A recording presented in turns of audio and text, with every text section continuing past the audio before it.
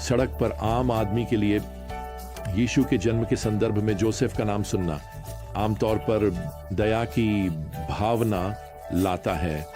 आप जानते हैं, वह बेचारा आदमी जिसने उस लड़की से सगाई की जिससे वह प्यार करता था, उसने शादी करने, बच्चे पैदा करने और अपनी बढ़ईगिरी का व्यवसाय बढ़ाने की योजना बनाई थी, और अचानक कहीं से ऐसी खबर आ जाती है जो उसकी दुनिया को पूरी तरह बदल देती है। अब कभी भी शादी नहीं होगी। क्या आपने कभी इस बारे में सोचा है? चाहे वह जोसेफ हो या मरियम। आप जानते हैं, आमतौर पर लोग जोसेफ को एक ऐसे व्यक्ति के रूप में देखते हैं जो इस भयानक और बेहद उलझन भरे घटनाक्रम में मुश्किल से ही शामिल होने को तैयार है, जिसे अब मानव इतिहास की सुर्खियों में थोड़े समय के लिए ला दिया गया है और फिर वह गायब हो जाता है। क्या आपने कभी क्रिसमस के समय होने वाले पारंपरिक नाट्य मंचन को देखा है? एक छोटा लड़का जोसेफ का किरदार निभाते हुए मंच पर आता है, कुछ गधे बने बच्चों का नेतृत्व करता है और जोसेफ सराय के मालिक के दरवाजे पर दस्तक देता है और पूछता है, क्या कोई जगह है? और फिर वह अस्तबल में शायद 2-4 संवाद बोलता है और बस इतना ही।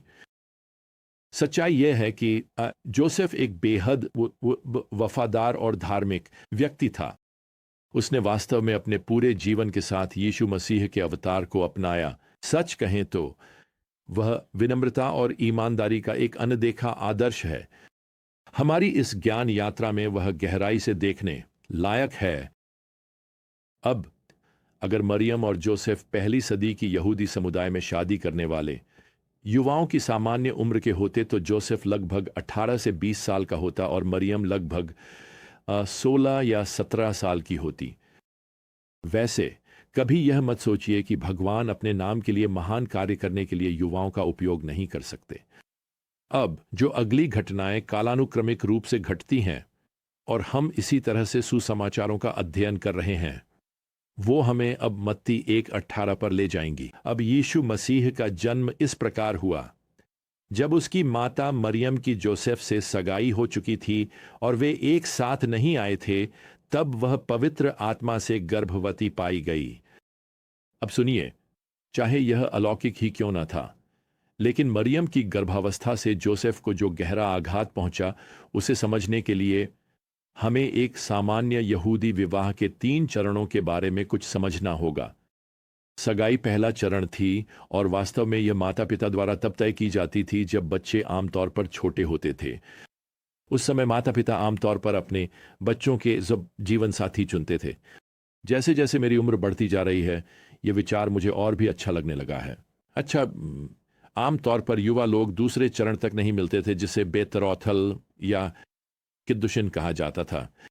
अब यह चरण 1 साल तक चलता था। इससे दूल्हे को घर बनाने का समय मिल जाता था। वह वास्तव में या आमतौर पर अपने पिता के घर में ही निर्माण करता था और इस दौरान दुल्हन अपने लिए वे चीजें इकट्ठा और तैयार करती थी जिनकी उसे गृहिणी बनने के लिए जरूरत होती। अब किद्दुशिन के दौरान यह जोड़ा कानूनी रूप से विवाहित माना जाता था, लेकिन वे एक साथ नहीं रहते थे। बेतरौथल से बाहर निकलने का एकमात्र तरीका मृत्यु या तलाक था। वास्तव में अगर यूसुफ की बेतरौथल अवधि के दौरान मृत्यु हो जाती तो उन दिनों मरियम को विधवा माना जाता।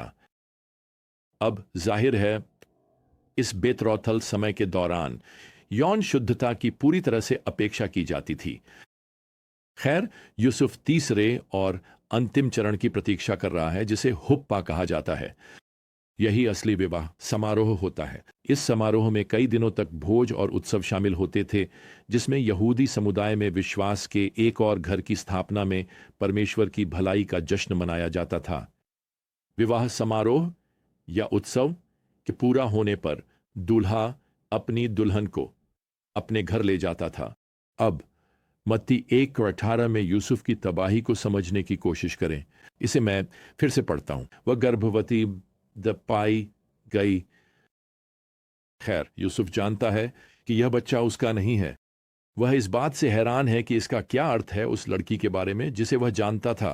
मेरा मतलब है, अब उसे क्या करना चाहिए। खैर, पद 19 हमें बताता है, उसके पति यूसुफ जो धर्मी था और उसे बदनाम नहीं करना चाहता था, ने चुपचाप उसे तलाक देने का निश्चय किया।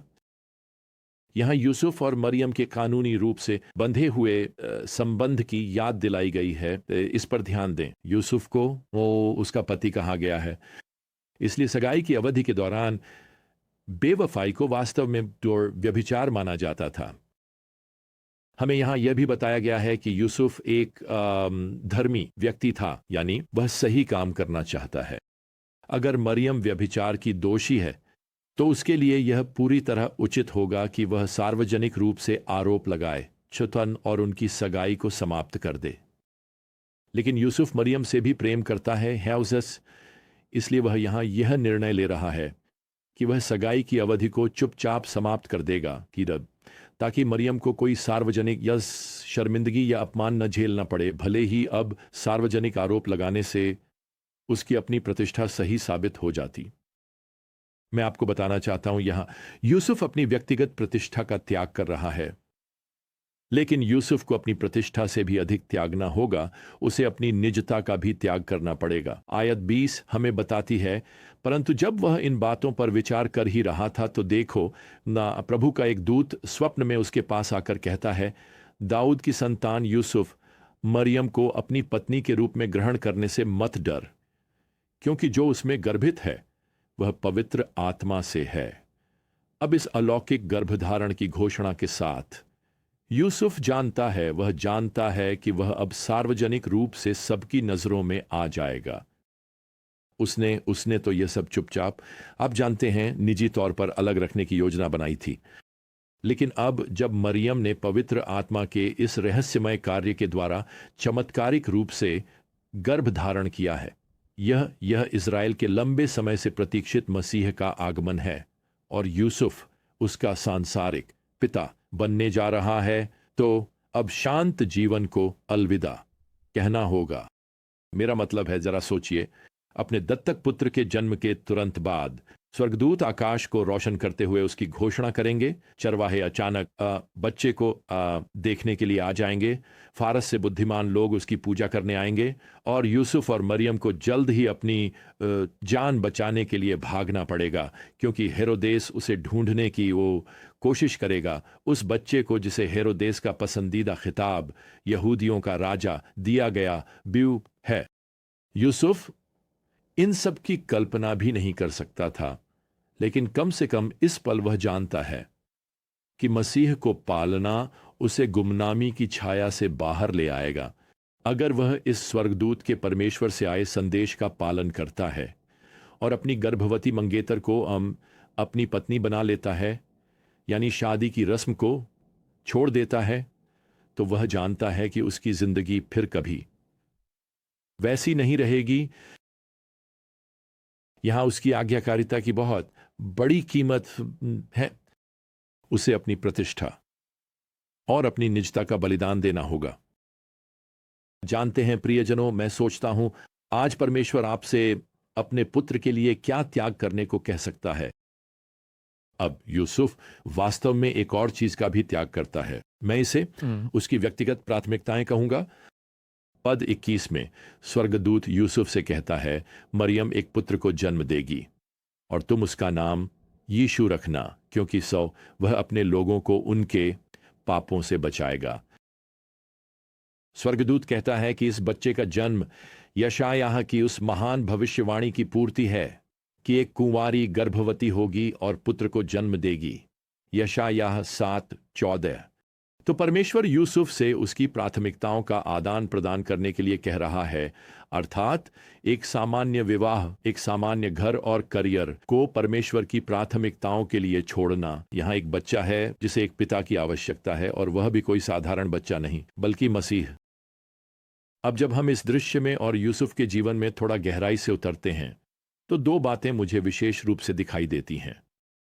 पहली बात, परमेश्वर के सामने समर्पण करने के लिए हमारे जीवन में कुछ बदलावों की आवश्यकता होगी, और हमें ठीक ठीक नहीं पता कि वे क्या होंगे, क्योंकि हम आगे क्या हैं यह देख नहीं सकते।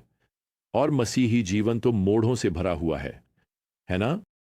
दूसरी बात, अपना जीवन परमेश्वर को समर्पित करने के लिए अनुभव की आवश्यकता नहीं होती, केवल आज्ञाकारिता की आवश्यकता होती है। सोचिए जरा, छोटे दाऊद ने गोलियत के सामने खड़े होने से पहले कितने दानवों को मारा था? एक भी नहीं। यूसुफ ने उस बेतलेहम की चरनी के पास झुकने से पहले कितने मसीहाओं का पालन पोषण किया था? एक भी नहीं।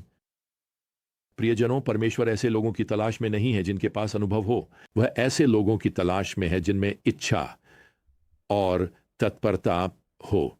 और मुझे आपको बताने दीजिए कि मत्ती अध्याय 1 में कम से कम इस व्यक्ति यूसुफ के जीवन में सबसे महत्वपूर्ण क्षण कौन सा है। यहां पद 24 में लिखा है, जब यूसुफ नींद से जागा तो उसने वैसा ही किया जैसा प्रभु के दूत ने उसे आज्ञा दी थी। वाह, उसने कर दिखाया। यूसुफ ने प्रभु की आज्ञा मानी।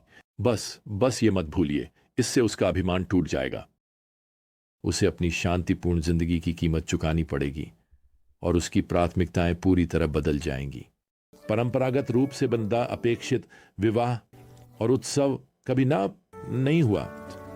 यूसुफ की परमेश्वर के प्रति प्रतिक्रिया मूल रूप से वही थी जो उसका दत्तक पुत्र यीशु एक दिन कहेगा, हे पिता, मेरी नहीं तेरी इच्छा पूरी हो। तो अगली बार तक प्रियजनों, प्रभु यीशु मसीह का अनुग्रह, परमेश्वर का प्रेम और पवित्र आत्मा की संगति आप सभी के साथ बनी रहे। आमीन।